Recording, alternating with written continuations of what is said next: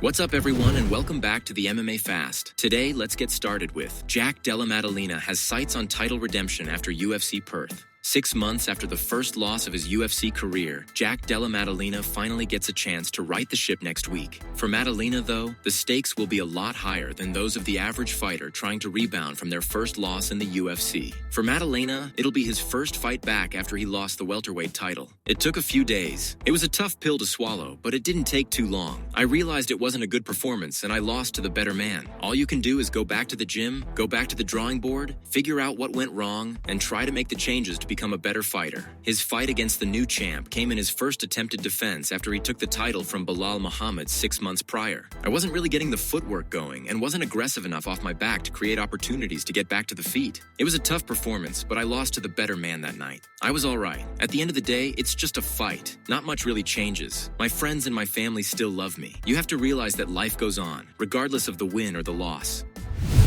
Joe Rogan questions Khamzat Chimaev's record against elite wrestlers before UFC 328. Joe Rogan recently shared his thoughts on Khamzat Chimaev's resume and claimed that the Chechen-born fighter hadn't dominated opponents with an elite wrestling pedigree. Chimaev is one of the biggest names in mixed martial arts and is widely known as one of the best grapplers in the game. Given his grappling skills, it's no surprise that Borz is known for dominating his opponents on the ground. In his last outing, Chimaev defeated Dricus du Plessis via unanimous decision after 5 rounds of action at UFC 319 last August. He's now set to face Sean Strickland in a 185-pound title fight at UFC 328 next month. He's handling guys that don't have a big background in elite wrestling. They're not elite grapplers. The guy that he fought, who was an elite grappler and gave him problems, was Kamaru Usman. That was a short-notice fight that Kamaru took at 185 pounds, and in the 3rd round, Kamaru was winning. It would have been a very interesting fight if it were a 5-round fight, and if Kamaru had a full camp, because if you're taking a short-notice fight like that, you don't trust in your wind.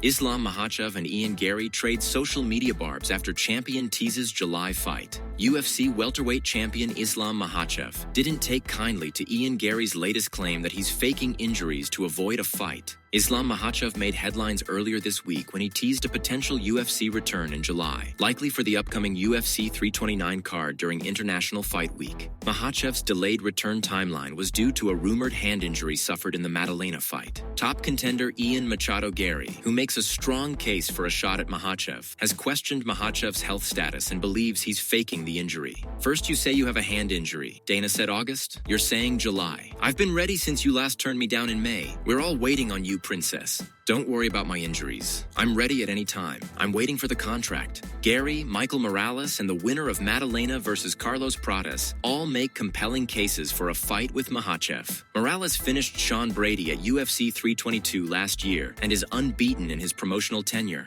But the heat is ramping up between Makhachev and Garry, and the matchmakers could be days away from announcing UFC 329 and Makhachev's next fight. What is your prediction for a potential Makhachev versus Ian Garry fight? Let us know in the comments.